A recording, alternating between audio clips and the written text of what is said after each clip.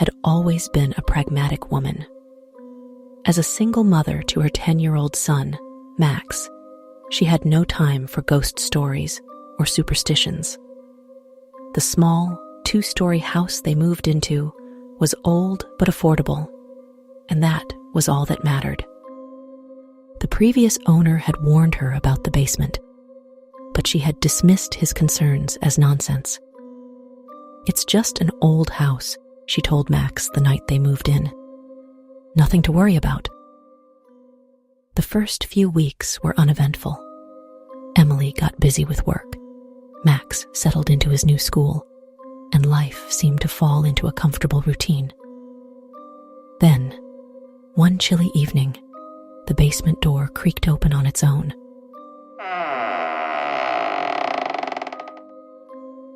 Emily glanced up from her book, her eyes narrowing at the sight.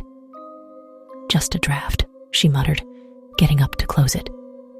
But as her hand reached for the doorknob, a strange, cold sensation brushed against her skin.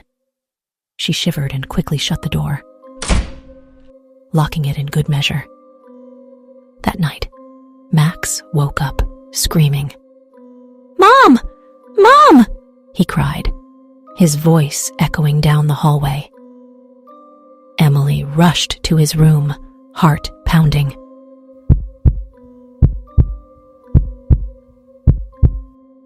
"What is it, honey?" "There was a man in my room," Max sobbed, pointing towards the window. Emily's eyes scanned the room. The window was closed, the curtains drawn. She checked the closet and under the bed, finding nothing. "You just had a bad dream," she said, hugging him tightly. "There's no one here." But Max was inconsolable. "He was there, Mom. I saw him. He was all shadowy and cold." Emily didn't sleep well that night. She lay awake, listening to the creaks and groans of the old house.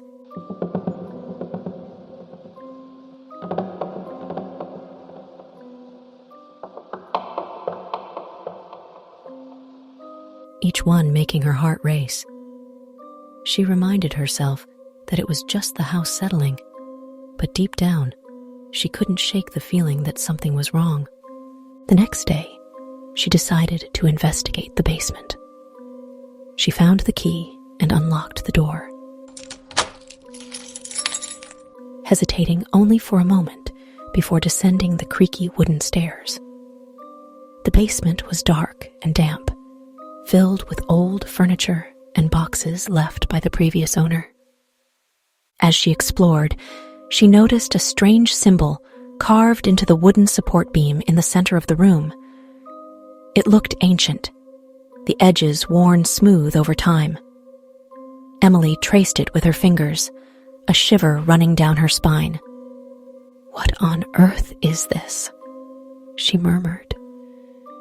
She took a picture of the symbol and sent it to her friend, Sarah, who was an amateur historian. Within an hour, Sarah called her back, her voice filled with concern.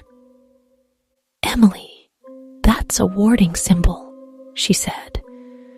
"It's meant to keep something contained. You need to be careful." Emily's stomach churned. "What do you mean?" "There are stories about old houses like yours, where people used these symbols to trap spirits or entities. If the symbol is broken or disturbed, it could release whatever is trapped." Emily felt a cold sweat break out on her forehead. "What do I do?" "Keep the basement door locked," Sarah advised, "and maybe consider having the house blessed or cleansed." Emily thanked her and hung up, her mind racing. She couldn't believe what she was hearing, but the fear in Sarah's voice was unmistakable. She decided to follow her advice and called a local priest to bless the house. The priest arrived the next day, an elderly man with kind eyes. He walked through the house, sprinkling holy water and murmuring prayers. When he reached the basement, he paused, his expression growing serious. "This place has a dark history," he said softly. "Something malevolent is here." Emily's heart pounded in her chest. "Can you get rid of it?" The priest nodded. "I will try, but you must stay vigilant." He spent nearly an hour in the basement, chanting and sprinkling holy water. When he emerged, he looked exhausted, but determined. "It is done," he said. "But remember, faith and strength are your allies. Do not show fear." That night, Emily slept with a Bible by her bedside, her mind filled with prayers. For a few days, everything seemed normal. Max slept peacefully, and the house was quiet. Then, one evening, Emily heard a strange noise coming from the basement. It was a soft, rhythmic tapping, like someone gently knocking on the walls.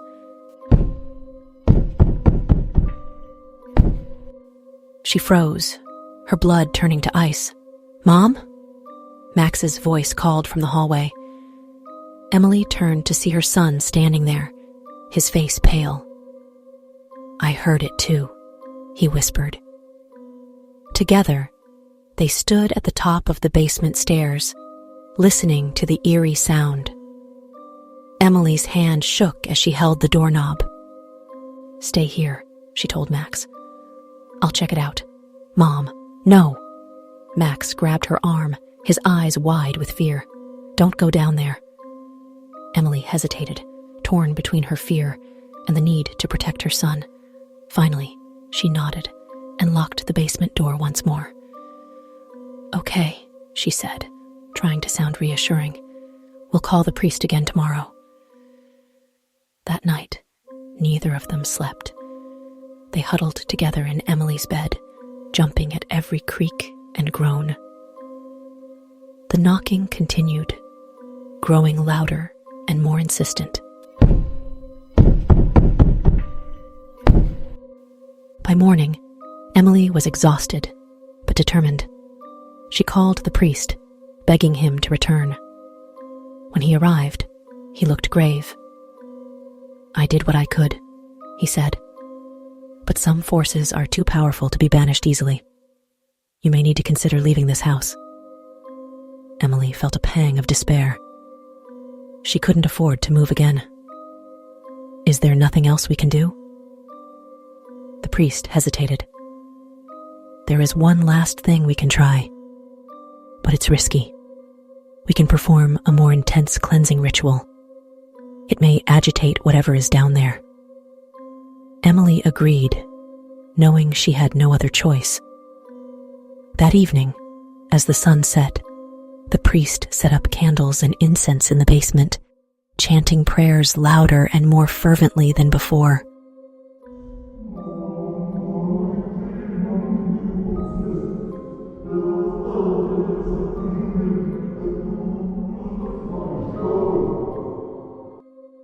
Emily and Max watched from the top of the stairs, holding hands tightly. The air grew thick with tension, the shadows in the basement shifting and writhing. Suddenly, the candles flickered and went out. The priest's chanting stopped, replaced by a chilling silence. Then, a low, guttural growl echoed from the darkness.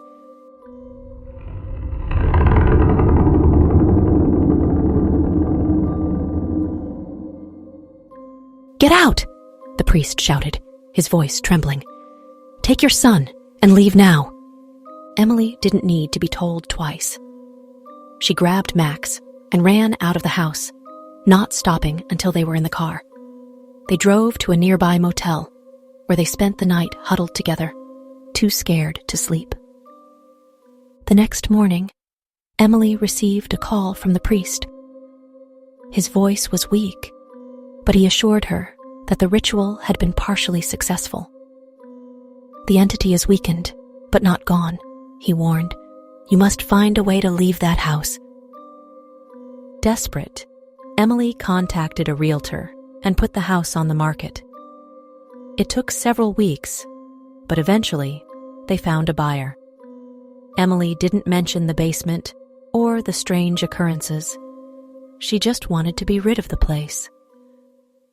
On their last night in the house, Emily and Max packed their remaining belongings. The basement door remained firmly locked, but the air felt heavy with an unspoken threat.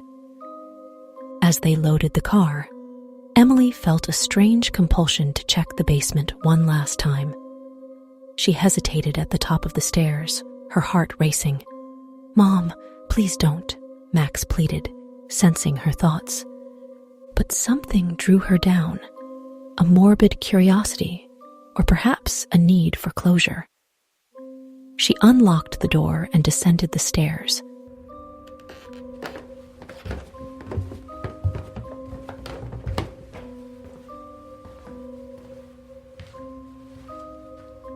Her flashlight cutting through the darkness.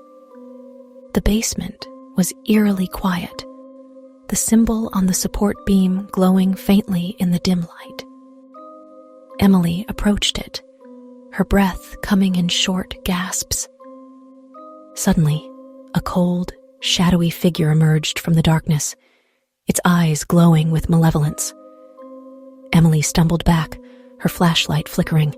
"Leave!" the figure hissed, its voice a chilling whisper. "You cannot escape me." Terror surged through Emily, but she stood her ground. "We're leaving," she said, her voice trembling. "You have no power over us." The figure laughed.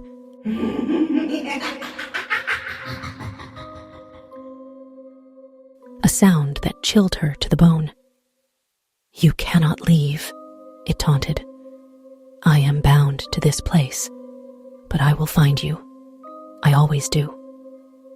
Emily turned and ran, her footsteps echoing in the empty basement. She slammed the door shut and locked it, her hands shaking. Max was waiting for her, his eyes wide with fear. "Mom?" "We're leaving now," she said, her voice firm. "And we're not coming back."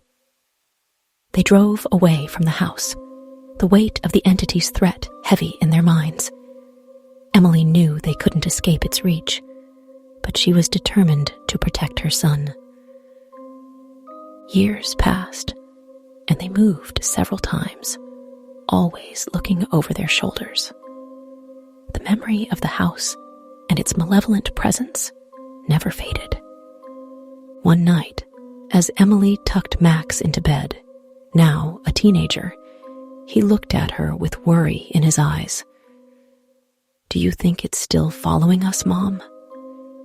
Emily hesitated, the old fear resurfacing. "I don't know," she admitted, "but as long as we stay strong and keep our faith, we'll be okay." Max nodded, taking comfort in her words. They held each other tightly, hoping that the shadows from the basement would never find them again. But deep down, Emily knew that some horrors could never be truly escaped. They could only be endured